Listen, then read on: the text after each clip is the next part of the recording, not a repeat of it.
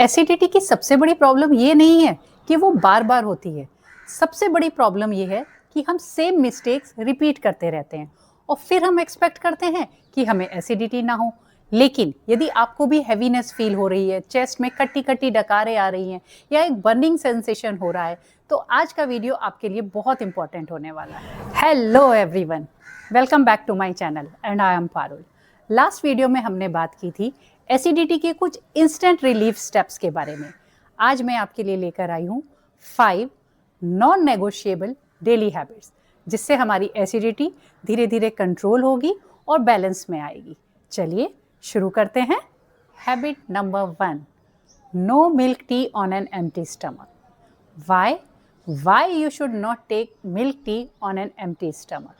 सबसे पहले हमें ये जानना जरूरी है कि हमें खाली पेट चाय क्यों नहीं पीनी चाहिए, क्योंकि रात भर हमारा स्टमक एसिडिक होता है और जैसे ही हम कैफीन या मिल्क लेते हैं तो हमारे स्टमक को सिग्नल मिलता है और वो और एसिड बनाना शुरू करता है, जिसकी ही वजह से आपको एसिडिटी होती है, हैवीनेस होती है और चेस्ट में बर्निंग सेंसेशन मॉर्निंग से ही शुरू हो जाता है। तो चाय गलत नहीं है, बस चाय की टाइमिंग गलत। What is the correct way? तो मैं आपको आपकी चाय छोड़ने के लिए नहीं बोल रही हूँ, बस उसका ऑर्डर चेंज करने के लिए बोल रही हूँ। तो यदि आप सुबह उठने के बाद 1 गिलास गुनगुना पानी ले लें या फिर जीरे या अजवाइन का पानी भी ले सकते हैं।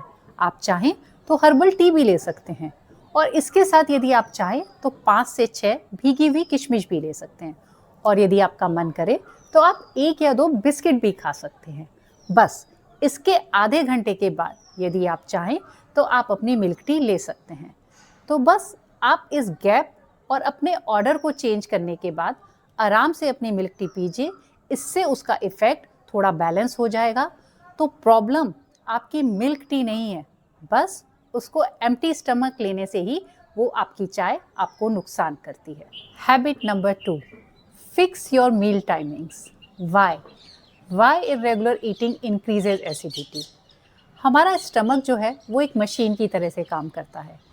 कई बार हम अपने ब्रेकफास्ट को बहुत लेट करते हैं या फिर अपने लंच को स्किप कर देते हैं और अपने डिनर को भी हम बहुत लेट करते हैं। इससे हमारे स्टमक को समझ ही नहीं आता कि खाना कब आएगा और वो कंफ्यूज हो जाता है। पर उसमें एसिड तो बनता ही रहता है, पर उसको डाइजेस्ट करने के लिए फूड ही नहीं है उसके पास। यही एक्स्ट्रा एसिड हमें इरिटेशन देता है, बर्निंग सेंसेशन देता है और हमें स्टमक में गैस बनती है। कई बार लोग बोलते हैं कि हम तो बहुत कम खाना खाते हैं पर फिर भी हमें एसिडिटी होती है। तो प्रॉब्लम क्वांटिटी नहीं है, प्रॉब्लम टाइमिंग की है। Then what to do? Acid को नेचुरली कम करने के लिए हमें बस अपने खाने के टाइमिंग को फिक्स करना है। यदि हम अपना ब्रेकफास्ट सुबह उठने के बाद 1 या 1.5 घंटे के अंदर कर लें और अपना लंच 1 से 2 बजे के बीच में कर लें और डिनर 8 बजे से पहले ख़त्म कर लें, तो हमारे स्टमक को एक क्लियर सिग्नल मिलेगा कि खाना कब आने वाला है। तो वो एसिड भी कंट्रोल वे में बनाना शुरू करेगा। इसीलिए यदि हमारा टाइमिंग फिक्स होगा तो हमारा स्टमक रिलैक्स होगा और यदि हमारा स्टमक रिलैक्स होगा तो हमारा एसिड भी कंट्रोल रहेगा और उससे हमें एसिडिटी भी कम हो जाएगी। Habit number 3 is eat a balanced Indian plate. Why wrong plate can increase your acidity? कभी कभी हम सोचते हैं कि हम तो घर का ही खाना खा रहे हैं, फिर भी क्यों एसिडिटी हो रही है? इसका कारण है हमारे रॉन्ग खाने के कॉम्बिनेशन से। क्योंकि कभी कभी हम अपने खाने में सिर्फ पराठे ही खा लेते हैं या फिर सिर्फ राइस की डिशेज ही ले लेते हैं, जैसे कि पुलाव, कर्ड राइस, या फिर हम अपने खाने में सिर्फ सैलड्स लेते हैं।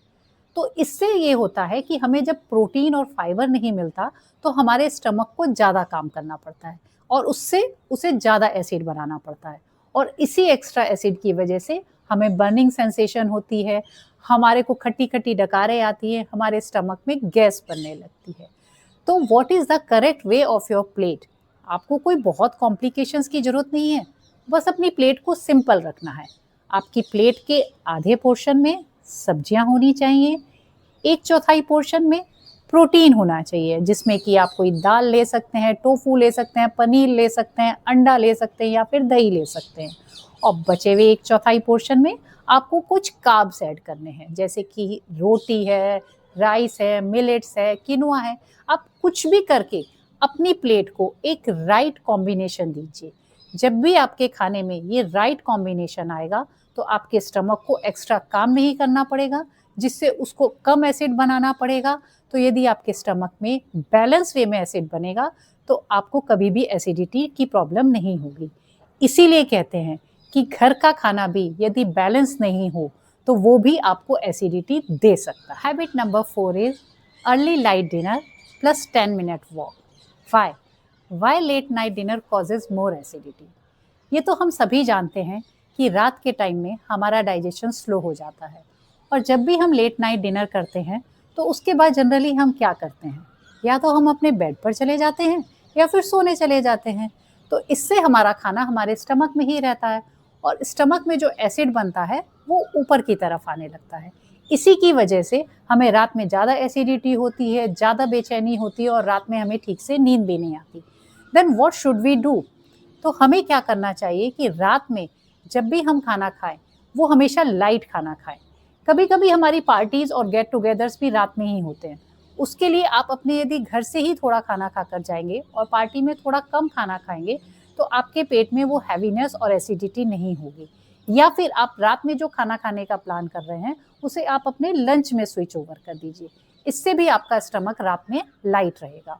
और अपने खाना खाने के बाद यदि आप डेली 10 मिनट की वॉक भी करेंगे ना, इससे भी आपको अपनी एसिडिटी में रिलीफ मिलेगा। तो ये सिर्फ खाने के टाइमिंग्स और एक 10 मिनट वॉक के रूटीन को यदि आप फॉलो करें तो आपकी एसिडिटी में काफ़ी रिलीफ होगा। आपके बर्निंग सेंसेशन और खट्टी डकारे या फिर गैस बनना, ये सब भी धीरे धीरे कम होने। Habit number 5 is eat slowly and without any distraction.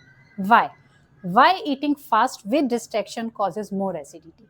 जब भी हम अपने खाने को किसी डिस्ट्रैक्शन के साथ खाते हैं, मतलब या तो टीवी देखते हुए खाते हैं, या फिर फ़ोन करते हुए खाते हैं, या फिर हम स्ट्रेस में खाते हैं, तो हम अपने खाने को बहुत जल्दी जल्दी खाते हैं। मतलब हम उसे अच्छे से नहीं चबाते, जिससे हमारे मुंह में कम सैलाइवा बनता है, और सैलाइवा हमारे डाइजेशन का पहला स्टेप होता है, और हमारा खाना बड़े बड़े पीसेस में रह जाता है। और उन्हीं बड़े पीसेस की वजह से जब वो स्टमक में पहुंचता है तो हमारे स्टमक को ज़्यादा काम करना पड़ता है, मतलब हमारे स्टमक को ज़्यादा एसिड बनाना पड़ता है।